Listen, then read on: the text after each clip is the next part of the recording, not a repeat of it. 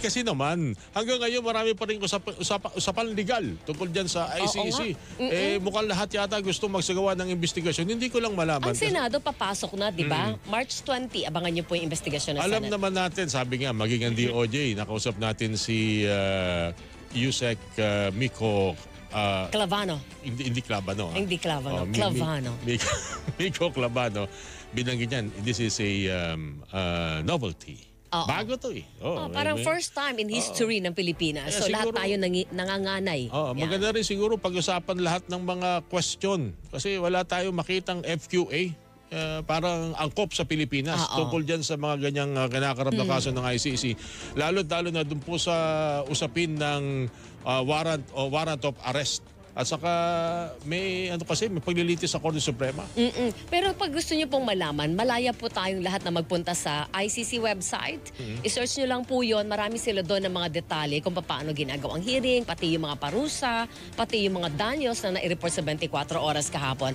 Para pag nakakita kayo sa mga social media na mga impormasyon, alam niyo kung ano ang fake news at hindi.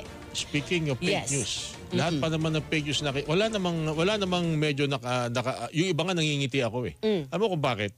May kino-quote na isang pananaw mula sa isang allegedly international human rights lawyer. Karakter yun sa isang series sa internet na pinapanood ko.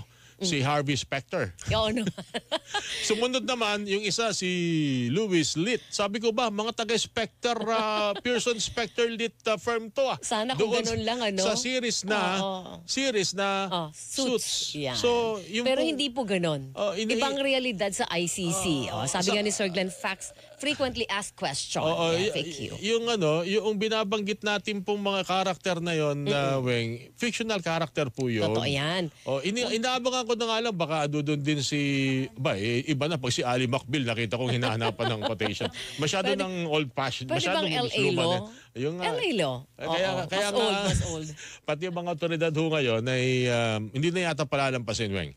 Marami na dapat na tingnan, imbestigahan, lalo na yung mga pagpapakalat. Lalo na yung initially, dudulot ng kaguluhan.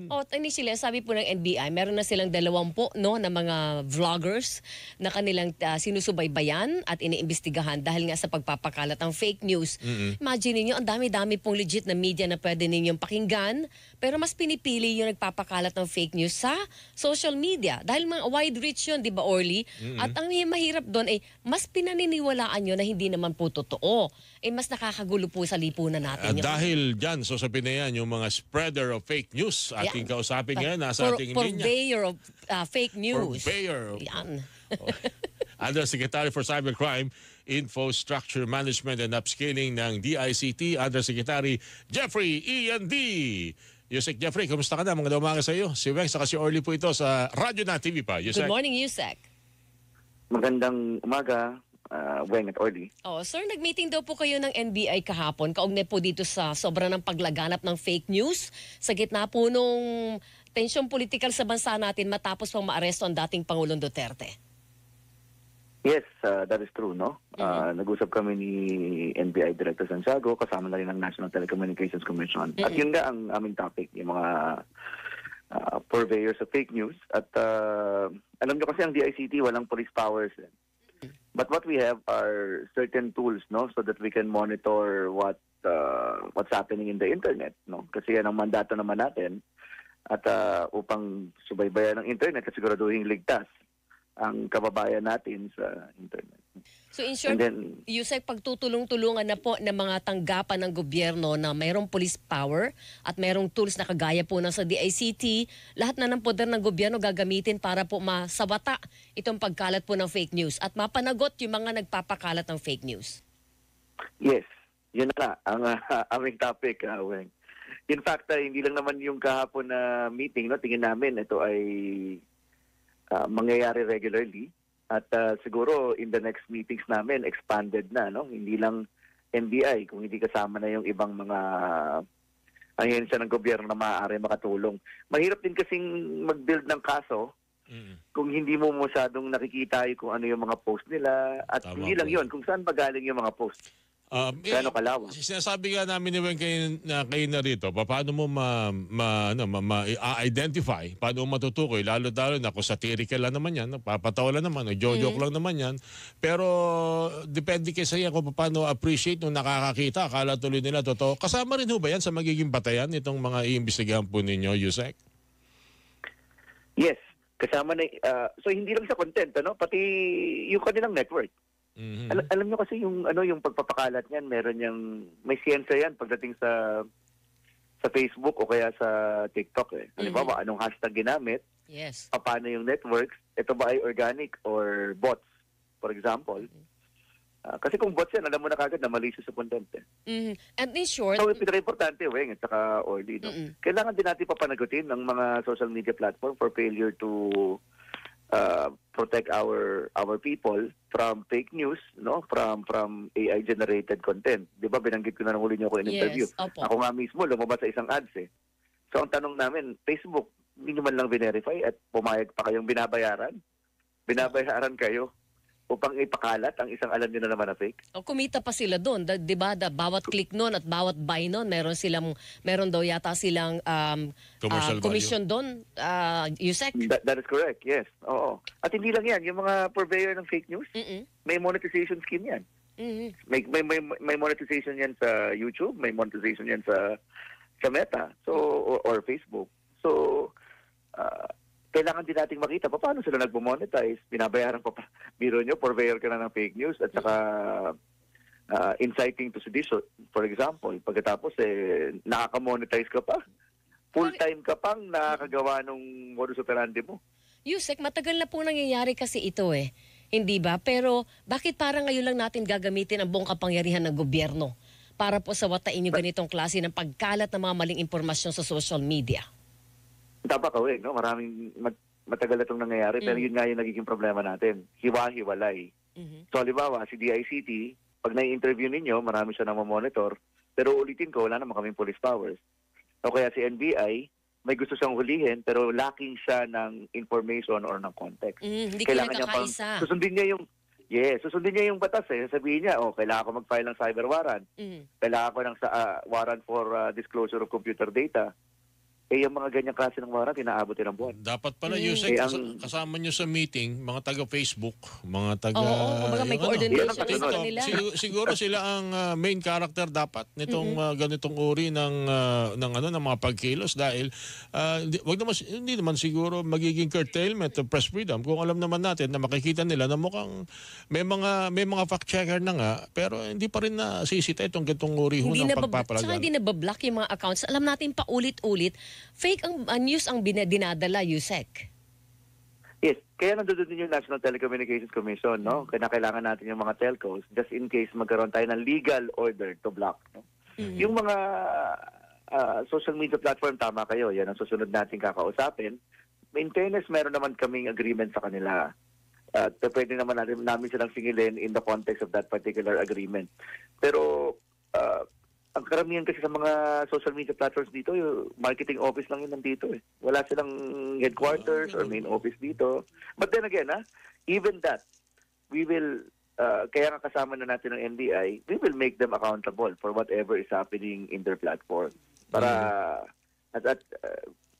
hindi ko naman isinasantabi ang kapangyarihan din ng NBI, pero kapag kinakailangan at just in case nakakuha sila ng nakakuha sila ng legal order, nandito naman ang DICT to initiate, for example, post-takedown procedures with the social media platform. Okay. Yun ang magandang tatanong ko, Yusek, paano po babalansehin ngayon ng lahat ng mga tanggapan ng gobyerno magkakaisa para sa labanan yung fake news sa social media sa pagtimbang naman doon sa freedom of expression.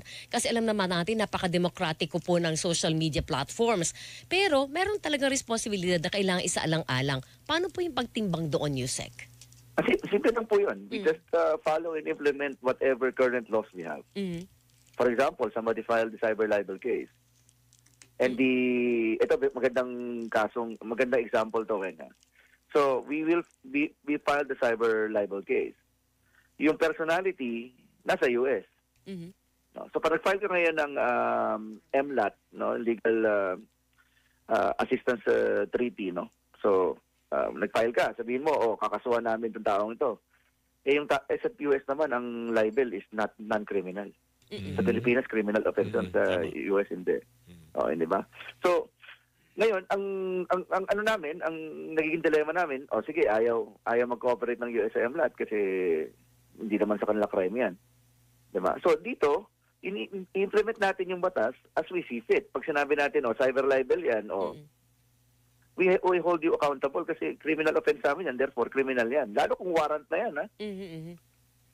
Okay. Doon natin sasabihin ngayon sa Facebook, kailangan mo nang tanggalin yung account niya, kaya ng YouTube. Kasi take down. Criminal offense yan sa amin, eh. Hindi lang ito sa dahil sa mga political issues, hindi lang dahil sa kampanya. Ang higit sa lahat po dito, Yusek, ay yung nai-scam. Yes, pa yun. Through social media. Malungkot lang isipin, pero may mga nagkikita na baka, wag naman sana, pero baka humantong tayo dun sa panahon na meron tayo dito sariling network at hindi na pahintulutan ng Facebook. Para pag may mga ganyang problema, tayo mismo, kaya nating solusyonan, kaya nating gawin ang ating pwedeng gawin sa ating mismong bansa to protect our citizen. Posible kayang umabot tayo sa ganung punto, Yusek? Actually, Kaoli, kaya nandun nga yung National Telecommunications Commission din kasi meron din namang capability ang government, for example, on our own to block certain websites. Okay. And to block Facebook, for example. Alright. Yun nga lang, wala kasing batas doon. Okay. Kaya nga kailangan, yun yung sinasabi ko na kailangan natin yung NBI to file the appropriate cases. So, Pero tama ka, Kaoli, meron tayong capability to do that. Ayun. Okay. So, pwede pala yung parang yung sabi nga dito, yung para sa China. Weibo. Na kung sino lang ang pwede mong pagganahin na social media sa bansa mo, pwedeng gawin yun ng Pilipinas, Kaya lang, Yusek. ibang klase naman yung No? pag-scan nila doon. Oo, iba talaga yun. Ibang klase Pero naman yung pwede style natin nila gawin doon. sa teritoryo natin yung Yusek kung gusto natin. But that Kaya will be- natin, nasa Pilipinas lamang, yes. Yes, pero hindi baka naman yon, matinding galit na ng mamamayan yung abuti ng gobyerno doon kasi sobra po ang hindi naman pagkahilig sa social media ng ating mga kapuso. Well, kailangan din natin, unang-una, hindi naman kami kikilos kapag walang legal order. Yes. No? Kaya nga nag-uusap tayo lahat. Hindi naman namin gagawin yon ng capriciousness lang. Diba? Ang ginagawa natin yon dahil gusto natin protektahan din naman ang mamamayan. Okay, At saka ang demokrasya. gawin back din sana sa inyong inibestigan. Tama ho ba, 20 ho ito, maaaring matagdagan pa ho ito hanggang sa mga oras na ito, baka nasa 25, nasa 30 na ho ito. Na mga personalities, Opo. sorry, hindi ko nakita yung listahan. Oo. Pero yes, pero nung nag-uusap kami, may mga 2 o 3 personalities lang naman sa ngayon ang main focus. Merong tauhan po ng QCPD na sinampahan na po. Kasama rin po ba yung kanyang pinakita sa kanyang social media na maaring iimbestigahan din po ng DICT and NBI? Yes. Siguro hindi na muna ako mag-comment sa specific na kaso. No? Sabagay. Mahirap. Okay, sige. Anyway, Yusek, maraming salamat muli. Hanggang sa muling text o social media scam. Social media issue. Yusek, thank you. Good luck po ha. Medyo Salamat ka, mahirap yung proseso ng investigasyon hanggang sa dulo ng pagsasampa ng kaso pero maganda po't nagkakasundo na kayo. Hindi yung kanya-kanya tayo ng galaw sa gobyerno. Opo. Maasahan nyo naman na we're working as one government. Right? Thank you. Yusek Jeffrey, thank you po sa inyo, sir.